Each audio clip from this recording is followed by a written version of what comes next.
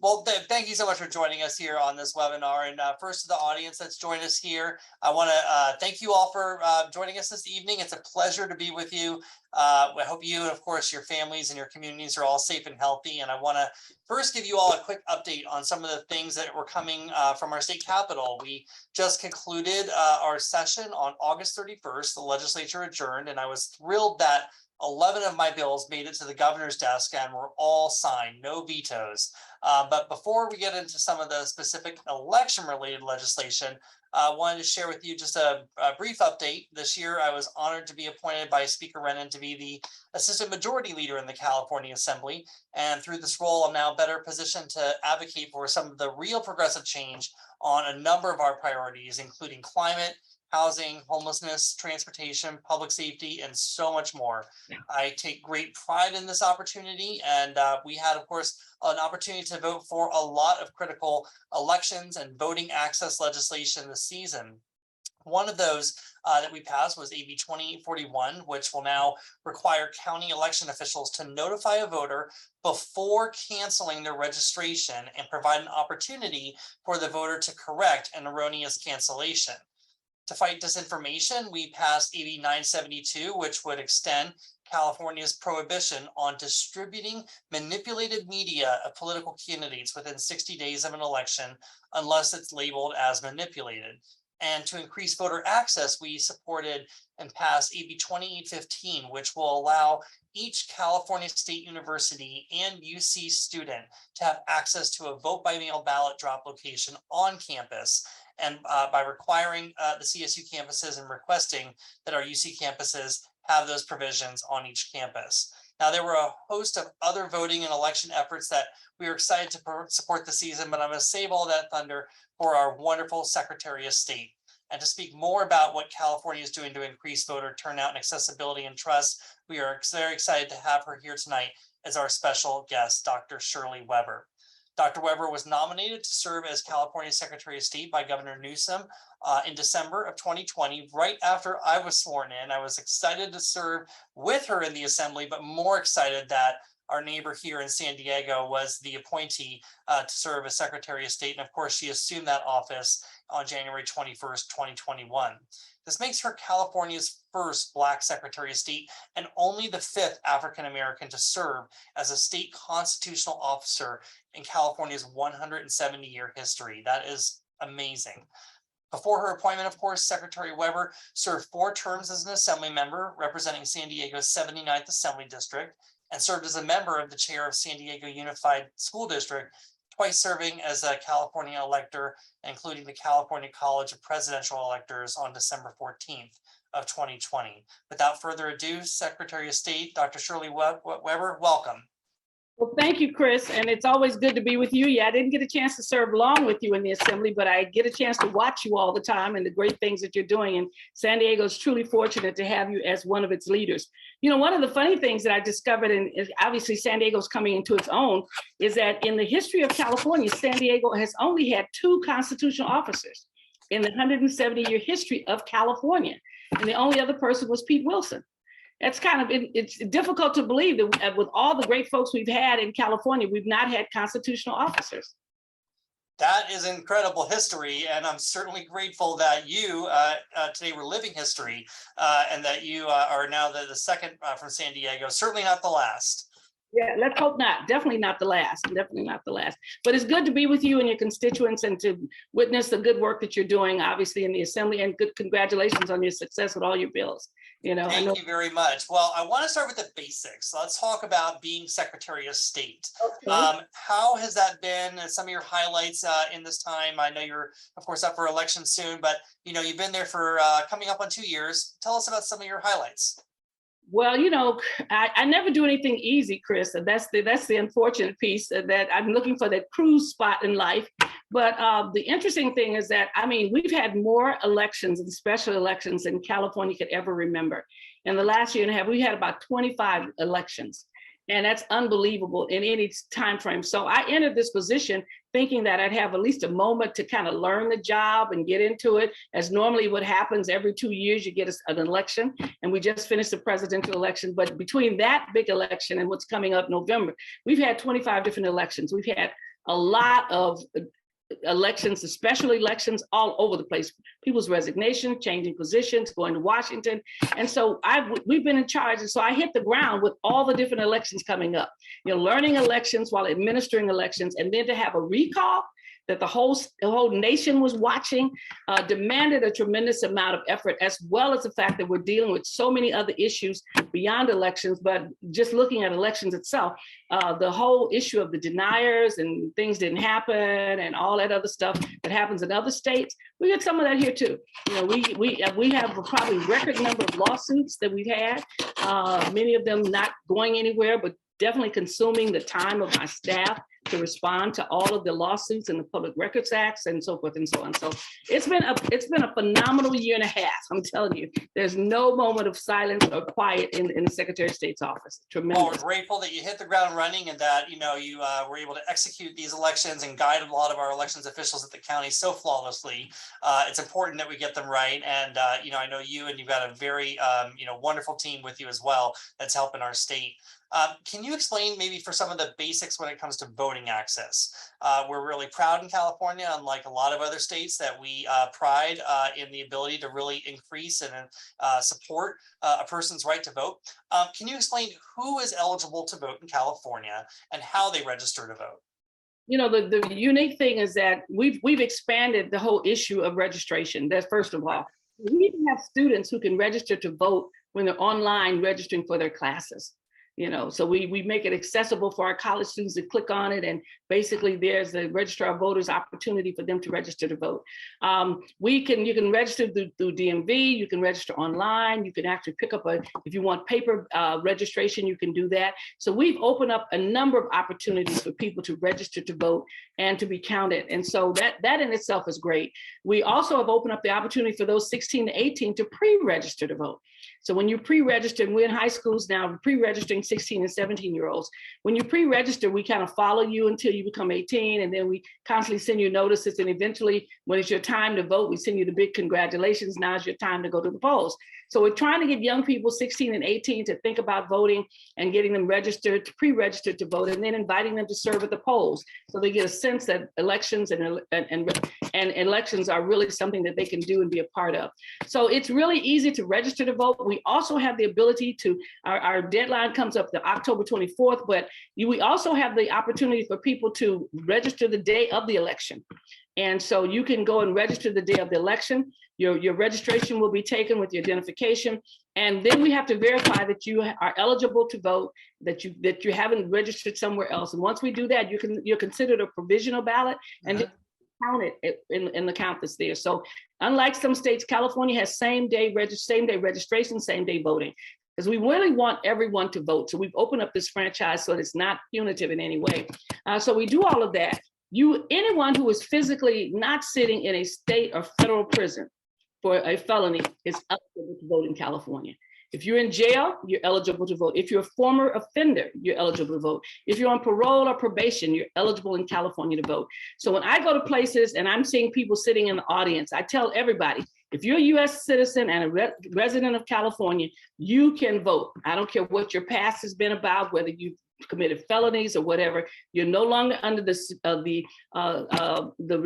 authority of the public system, and you then can register and can vote.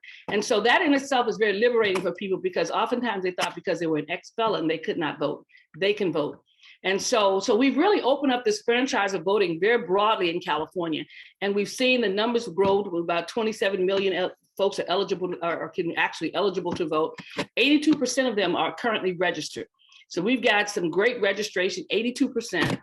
We still have 18, and so which means we've got the low-hanging fruit. Now we got to crawl to the top of the tree and shake the tree to get these other folks to register to vote. So we're working toward getting 100% of registration. I think you muted yourself.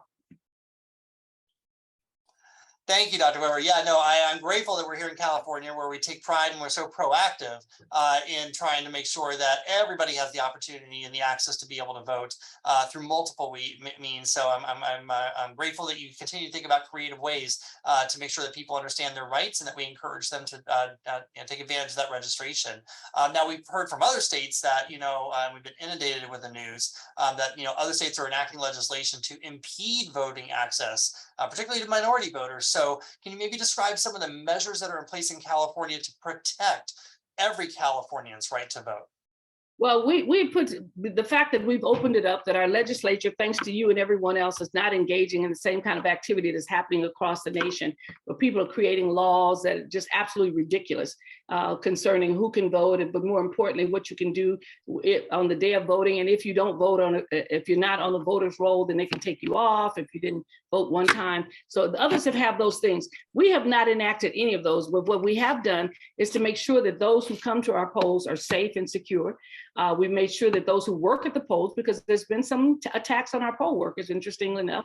And so we've made, through your office and our efforts at Safe at Home, making sure that people who work the polls, who are poll workers, who are registrar voters, that all of those folks are safe. We're not going to tolerate any attacks or threats on any of those individuals in California.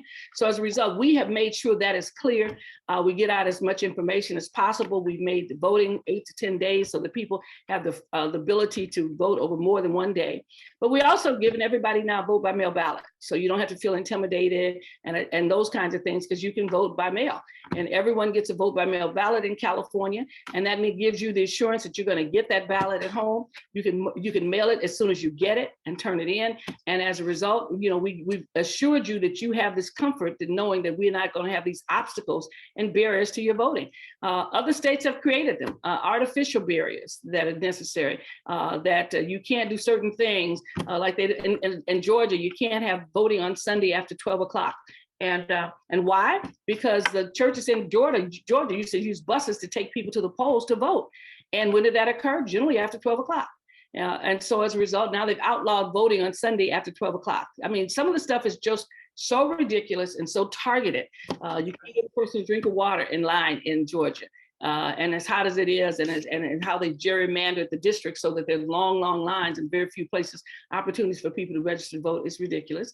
Some states are saying every year you have to purge the rolls. If you have to apply every year to be a vote by mail person, where we give everyone a vote by mail, and they want you to kind of re-up every year, which makes it difficult for people to do.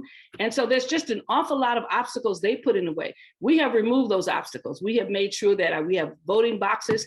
Our ballot boxes are at every campus. The UC campus has an agreement to do that. Our community colleges are getting, so we can have access to those. We'll have voting in most of our libraries. There'll be boxes there for them to vote. And we have vote centers that will, in the BCA counties, we'll have vote centers so that you don't have to go to your actual voting poll, your polling place in your county to vote. You can vote at any of the vote centers that are there, because we have we have everyone on data. So our vote count system is of such that we can basically recognize you and that you're a voter and give you the ballot that you deserve to have in your county. So we've kind of opened it up to make it sure that you can get what you need. I have people say, oh, I forgot I lost my ballot. What should I do? Go to the registrar of voters and get another one. They'll give you another one with a different number to it, and they'll invalidate the one that you got that's been lost by you. So we have tried to anticipate everything so that when I meet folks and I say, are you going to vote? And they have no excuse. They can't say, well, I didn't register. Well, you can register the day of election. Well, I didn't do this. Well, you can't do that. Well, I don't know if I'll be off from work. Well, mail it in. All those things that we had as obstacles and challenges in the past have been removed in California. No, that's fantastic. We had historic voter turnout in the 2020 election, which of course, predated when your arrival in the office. But, looking back on that time, can you describe maybe some of the things, the unprecedented steps the state took to ensure that voting remained accessible during the pandemic, and lessons learned from that experience?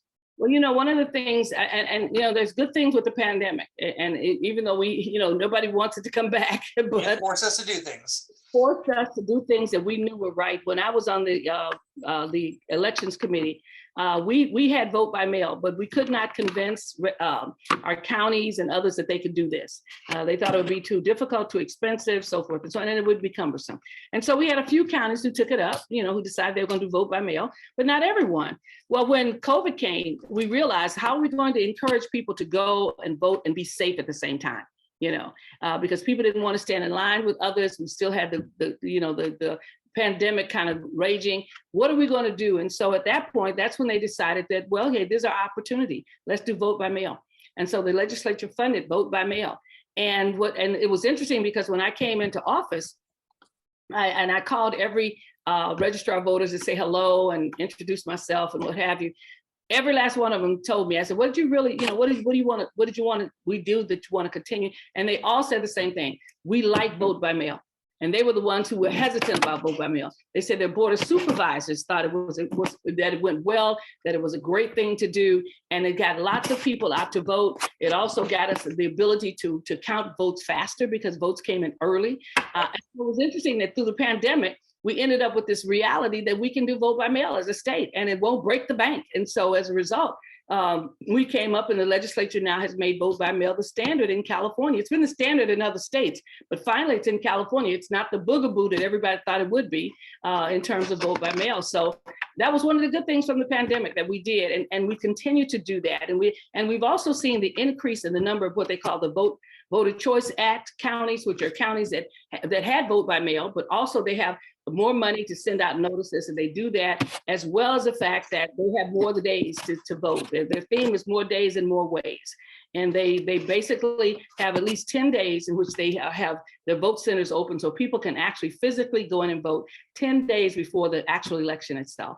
And so we're looking at that because we've gone from like 13 counties or 12 counties to about 26 counties now out of the 58 counties that are actually vote center counties. And we still have others who want to come on board and to have additional resources and additional opportunities to vote. That's fantastic. I mean, we don't have election day anymore. We have almost election month, and you got 29 days from receiving that ballot.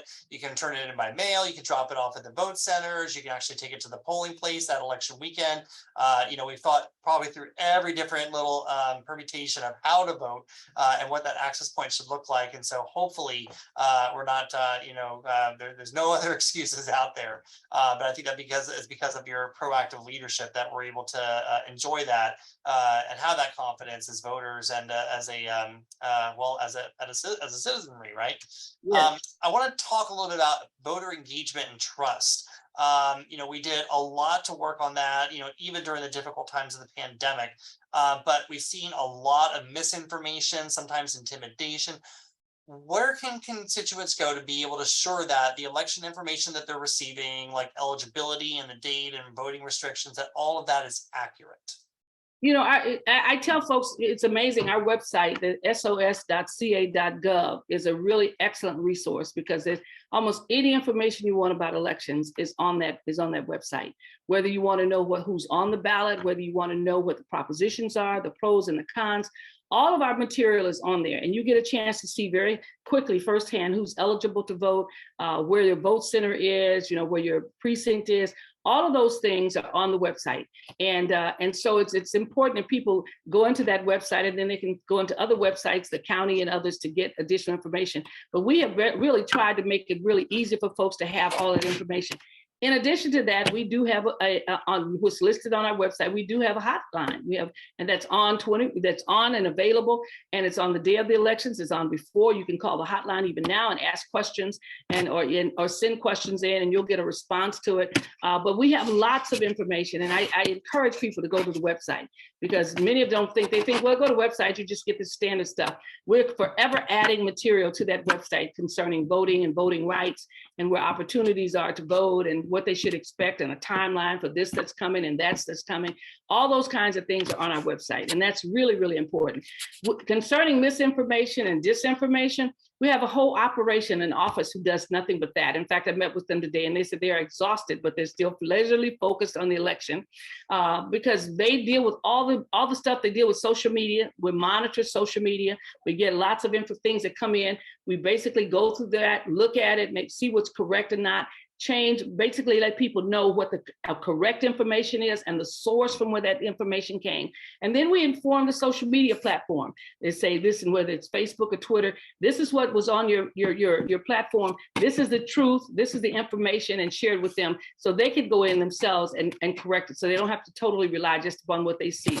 And so we've done that. We try to get that information out as quickly as possible, because we know when you get misinformation, it grows. It doesn't stay the same. It morphs into something different and someplace else. And so as a result, we have a team that's dedicated to basically dealing with this and misinformation that's there and getting out the correct information to the public. So they can always call our office to get information as well.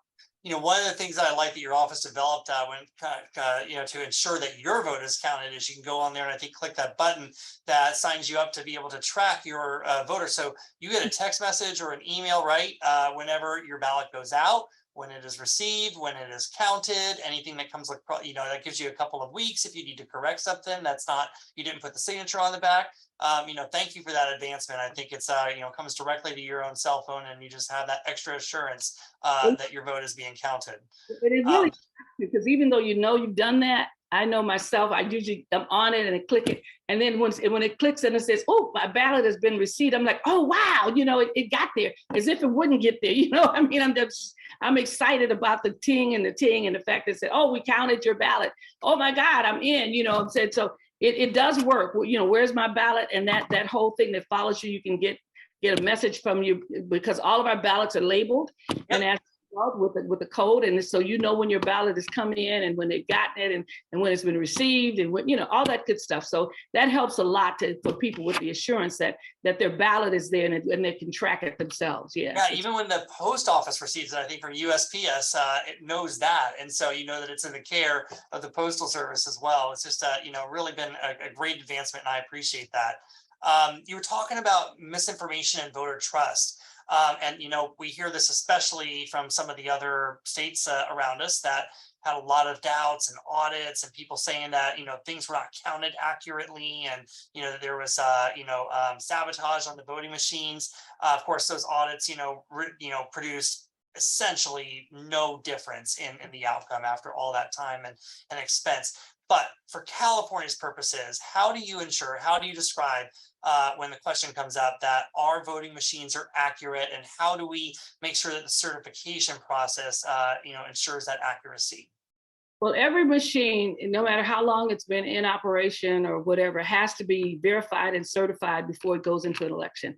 So each one goes through one of California's most rigorous testing system, every machine that's used. We've often had people say, well, why can't I use this machine? Why can't I use that machine?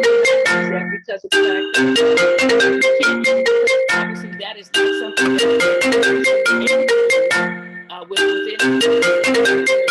with any kind of assurance. So you should not be able to use any machine that just comes up. You should be able to, our machines are all tested, all verified.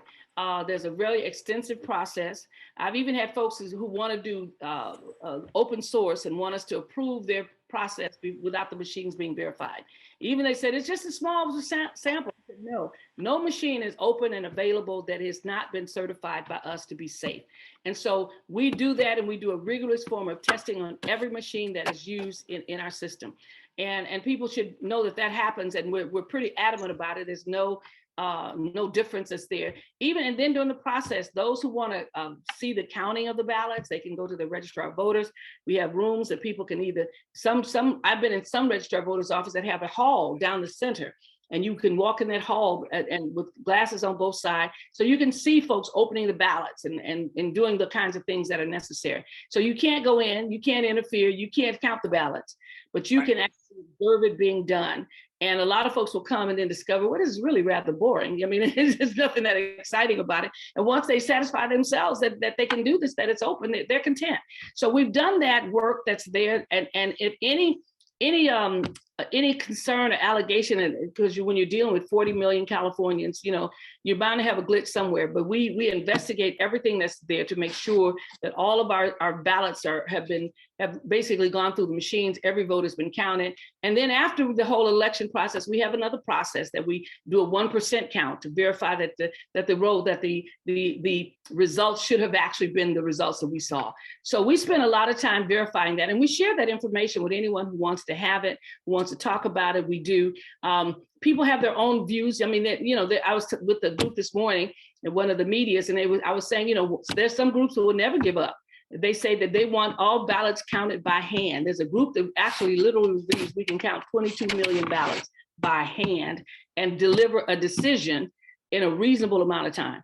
And so, you always have that. And even then, I tell people it would probably be the most inaccurate county, because even when you just have a few people counting something and everybody comes up with a different number, and then you got to go back and start all over again because somebody's mind wandered when they were counting the ballots or whatever the deal is. So, we have a very safe and secure system that is tested by professionals, and we test every machine before every election. And so it's not if you get tested in the primary and you're good to the November. No, you're not. You have to be tested again. I remember, 20, 30 years ago, county by county, there were some variations of what different counties, some of them used the optical scan bubble, some of them were using, the touchscreen, voting machines for a little while. We didn't have all the benefit of lots of vote by mail. What do you see right now? Where is the consistency across the state, and where maybe are some of the counties, allowed, maybe some variation? How does that consistency feed into the accuracy? Well, we have all of our ballots have to have certain things. They have to be a paper ballot. They have to be able to be traced back to the individual so that none of it is electronic, none of it's on the internet and all those kinds of things. We have that. We do have different machines used in different counties. And the county has the opportunity to do that. There's the set of machines that they have the ability to basically utilize. But even in that case, all of them have to be counted. All of them have to be verified and counted, and they have to match what our systems do statewide. So even though there's some flexibility in terms of using different vendors, but all of those machines have to be tested. All of them have to have certain things that we specify that they have to have. And one of those is they have to have access to, we have to have paper ballots, and it has to be a traceable ballot because we've gone through that process where you touch and there's no tracing, there's no this, and so there's a concern. So we everything has to be a ballot that can be actually traced back to a vote that can be traced back to a paper ballot, so that there's ever a desire to verify something that we can do that. So we don't all use the same machine, but basically we use the same process and the same software basically to get our votes. And there is a paper trail if we need to verify something. Yes. Every vote has a trail. Yes. You mentioned about going to see some of the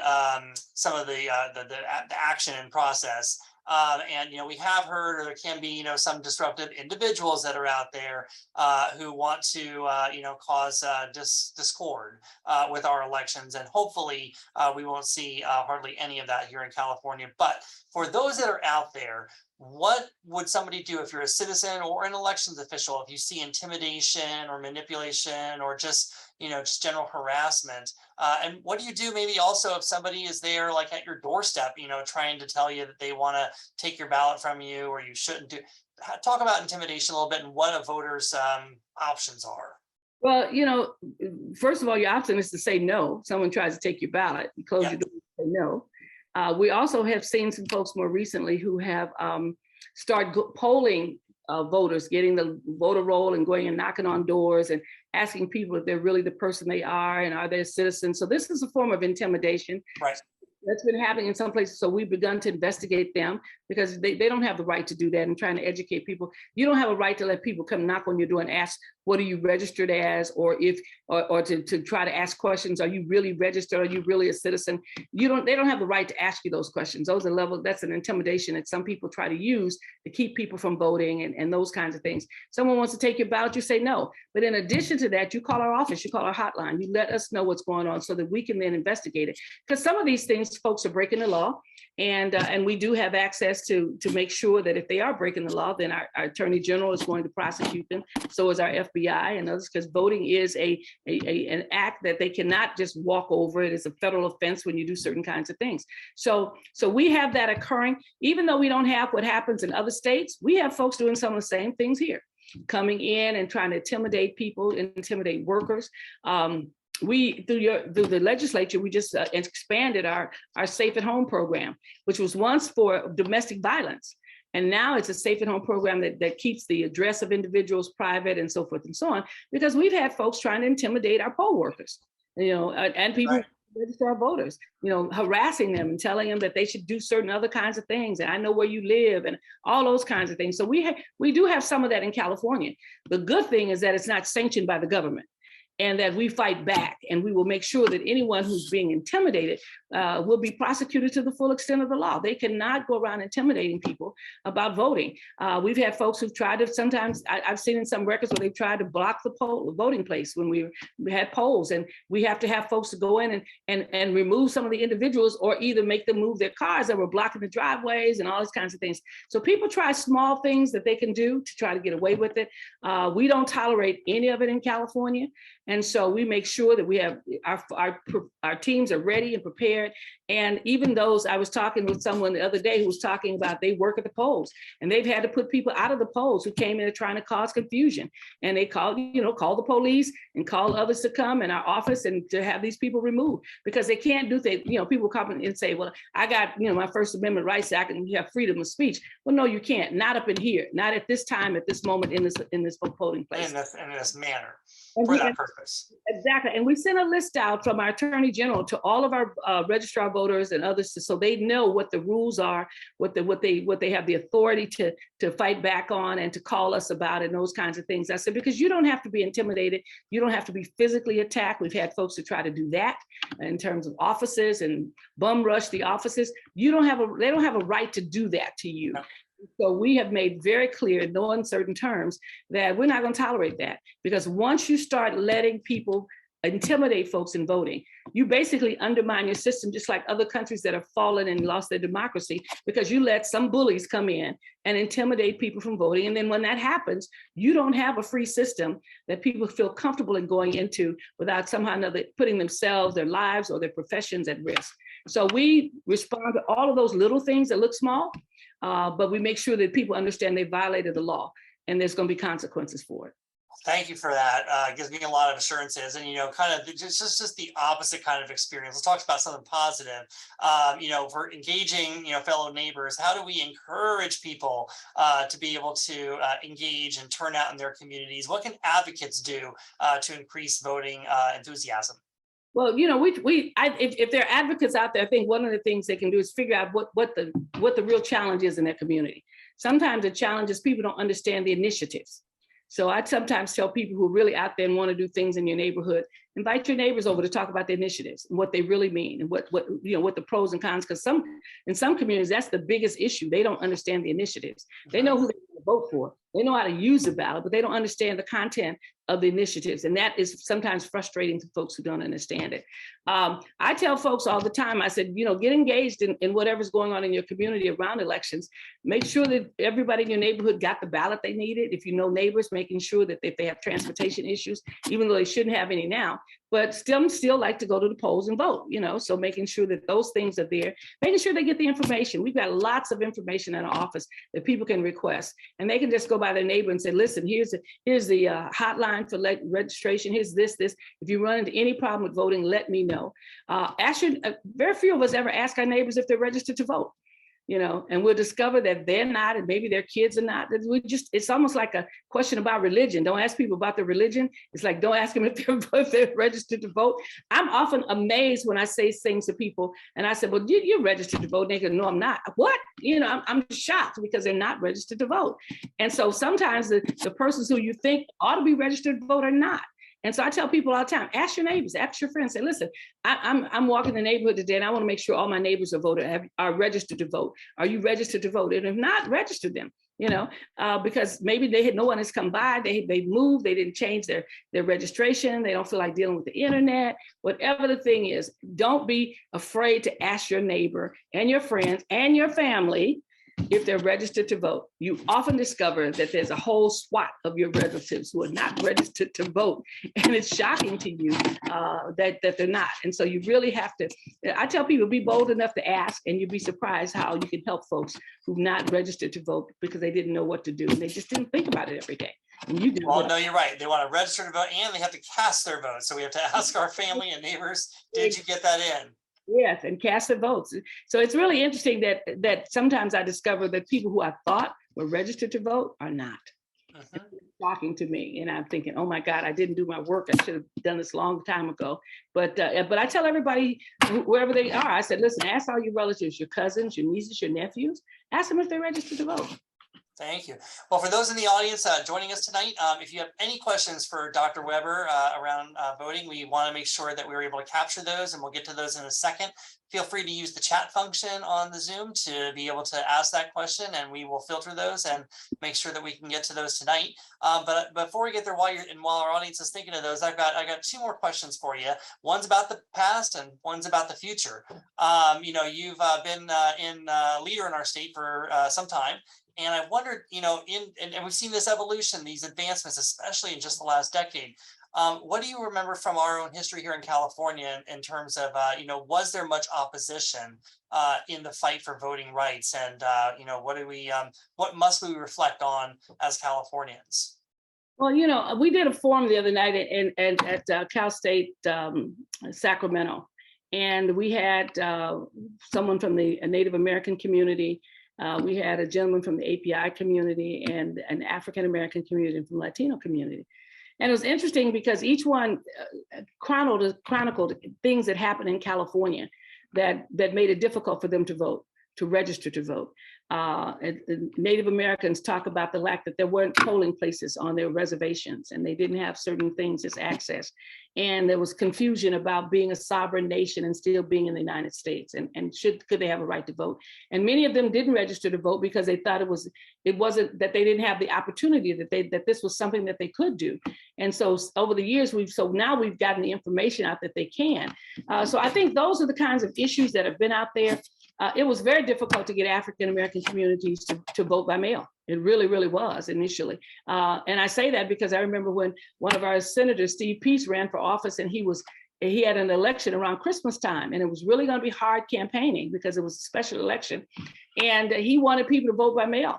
And I was talking to different ones in our community years ago, and I said, "Are you gonna, if you vote by mail, because it was like the day before Christmas that the stuff would have to go they had to go vote, and they were just adamant. Oh no, I'm not going to vote by mail because I lived in the Jim Crow South, and I know what they do with ballots when you mail them in. And so people had a lot of issues around this whole vote by mail thing. And so fortunately, I think the fact that there's some trusted messengers that are out there saying some things, that we have some other systems in place like follow your ballot and stuff. There are more and more people now willing to vote by mail than there were before because they didn't have the trust that the system would work for them. So we've had some change in that. We've had change in polling places because we have legislation that says you have to have one poll per population at a certain thing, because it was clear that in many poor communities they'd have because maybe the turnout was low, but yet the registration was high, but the turnout was low. They'd have one polling place and everybody would be wrapped around a building on special days in order just to vote. And so once you start talking about, no, you got to have a certain number of polls per population, you then begin to eliminate those lines and those fears that people had about voting. Voting used to close at 7 o'clock. And then they moved it back some more because they realized working people couldn't take off from work to go vote. And so that gave them an opportunity from the time they left work at 5 or 5:30 to 8 o'clock that night to get to the polls. So we've begun to be much more worker friendly, people friendly, more geared toward understanding how that the different levels of economics create different opportunities for voting. That's what much of our expansion is about, that everyone can't always get there on that day at that time. And so we've begun to expand it out. And that means that we say to people, we care enough about you to change these rules. And these rules to make you have that opportunity to go to the polls. And so there've been some changes over time, and that they've been for the good, which is really great that we've had these changes that have occurred that allows everyone to be able to vote. And we've taken away a lot of the excuses that people had about voting. Well, yeah, and we've come so far, and from those experiences, help to kind of correct so that people have more positive experiences. And we always have room to improve. So look into the future, and maybe learning from some other states as well. Are there any other things that are in our reach that we should be thinking about for policy or for budget support to be able to help do a better job? Well, it's no question that the state doesn't have a budget for outreach. We do a lot of outreach in our office with our student projects, our college projects, going into communities where there's been low voter turnout. We were in Imperial Valley the other day and trying to work with the young people there. So we have a mandate to do work with young people and to basically the student project, yet we don't have funding for it. You know, we've had community groups trying to get funding. And so now we've taken the initiative to try to talk about that ourselves, because if California is going to reach all of Californians, it's going to take more than just what we normally do. It's going to have some extraordinary efforts of us and communities working together to do that. So there's no question that that's going to be a major challenge for us in the coming years, to basically reach into those areas where we've already started realizing that there's some potential to get people engaged and involved for the future in terms of activities. There's also a discussion that's occurring right now, and I assume it's happening in some other states where actually people in prison can vote. Right now we have it that if you're in a state or federal prison, you can't vote. There are some states that actually let prisoners vote. They believe that voting is a right that is not taken away from you just because you've committed a crime and committed a felony, that you should be able to vote, period. And so we'll see how far that gets. I know that's the next step in the conversation with the legislature, because we do have some states that do allow folks who are physically in prison to be able to vote. Well, you know, the next legislative session is right around the corner, and so I'm taking notes and we're taking orders, and we've got, definitely want to make sure that we are always doing our best. I'm going to turn to the audience. I think we've got, a couple of questions in the chat. And of course, if more come to mind in the next couple of minutes, feel free to drop those in the Q&A.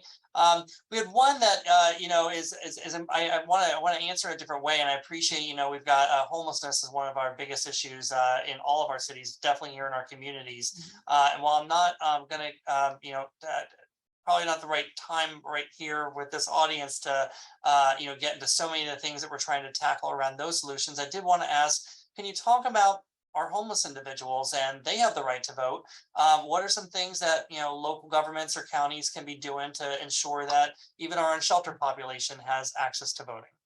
Well, I know in LA and many of the cities, we have voter drives in the various cities where they go out with a portable kind of a polling place, and they register people who are homeless on the street, and they register them to vote and verify their status, that they're California residents and so forth and so on.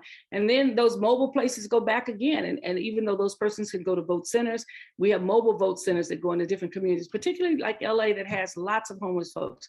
And so we want to make sure that the homeless is enfranchised, that they're not denied the opportunity to vote. And so we do that. We have lots of drives to go in and register the homeless. They can register. We can give them an address that really is an address for the registrar of voters, and they can actually vote. And so we have not left them out. We don't plan to. It's hard sometimes to get them to want to vote while in the midst of so many other things in their lives. But a lot of times I tell people that if you're in the midst of a crisis, that's when you need to vote, because you need to vote in people who are going to help you solve that problem.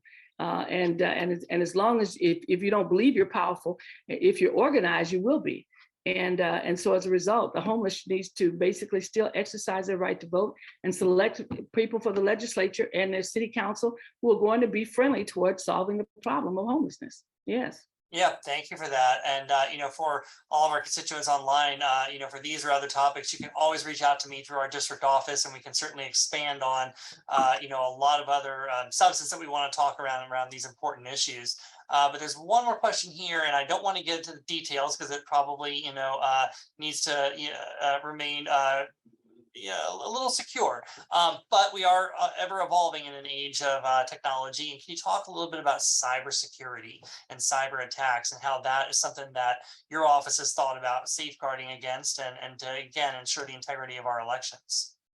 We have quite an extensive cybersecurity unit. In fact, I was meeting with one aspect of it, which is our information technology department that's involved with it. We have a cybersecurity division. We have our information technology folks involved, as well as our election people involved. We all go to, not all of us, but myself and others are connected nationwide into a cybersecurity conversation regularly. We test out everything that's there. We make sure that any threats that are there are really addressed as quickly as possible. And our folks monitor the whole issue of cybersecurity and this whole cyber threat on a regular basis. So we have quite an extensive operation dealing with cybersecurity, and we continue to monitor them. And the fact that you haven't heard anything that much about it is because we've been watching and we've been vigilant about it and stopping things before they start. We're aware of the international nature of cybersecurity, and we have those of us who work with it on a regular basis, as well as the national scene that's a part of all of the registrar voters offices in terms of CISCA and a couple of other organizations that really hone in and make sure that we're aware of all the things that are around us and what's happening in certain places. So we have quite an extensive cybersecurity office that monitors things and keeps us abreast of what's going on and make sure we intervene before anything gets too far down. Yeah. Thank you for that, Dr. Weber. Well, I appreciate, those questions from our constituents, and they're great questions. And, I know that there's more to be thought of. And this is a whole webinar is being recorded, of course, and we'll be putting throughout multiple channels. So if anybody thinks about something after the fact and wants to be able to reach out, we're happy to facilitate those through my district office. Of course, so many other issues that we can do to be able to help people on public services, on veterans benefits and programs, workers' compensation insurance, consumer complaints, reports by the legislature. Just let us know how we can help. Very grateful for your time tonight, Dr. Weber. You're busy, you traverse the whole state. You're doing a lot of these webinars. And of course, our election season is about to open. I think starting on Monday, right, is officially the first day people can vote for the general election. Yes, yeah, we'll be starting. Yeah, we'll start fairly soon. So ballots are going out to everyone's mailboxes, and if you don't receive them in a timely fashion, be sure to reach out to your registrar. Check online to make sure that you're registered to vote. And then you've got until, I think what you said, it was October 24th is the voting day to be able to receive a ballot in the mail. Right. But you can still register provisionally at any vote center, and we will verify your ability to vote. So up to the day of the election, you can still register to vote. And so all of this stuff is going out. You should have your voter information guide, which has a tremendous amount of information about all the initiatives and the candidates running. All of you should have those in your mailbox now prior to receiving the ballot. So if anybody misses anything, do not hesitate to call our office to get an extra copy. That's right. I just got my sample ballot, my electronic sample ballot sent to my email today. So I just really appreciate all the things that you've been doing to get through this last couple of years period. It's been a wild time to start, but I'm very excited for the future and your leadership in this office. And I really want to thank you again for your time tonight. This is going to conclude our webinar. Dr. Weber, did you have any final thoughts or inspiration for our audience? Well, the most thing I can say is don't forget to vote and make sure that votes, and don't be afraid to ask folks if they're registered and have they voted. That's really the crux of the system. That's the power of democracy, is everybody gets one vote. It doesn't matter whether you're homeless, whether you're the governor, whether you're the president of the United States. It is American equalizer. We all get one vote. Don't waste your vote. Thank you, Dr. Weber. I hope you and your family have a wonderful evening. Everyone get out there to vote and make sure your neighbors vote. And we will see you again around the community, hopefully sometime this fall. Have a good night. Same to you. Take care.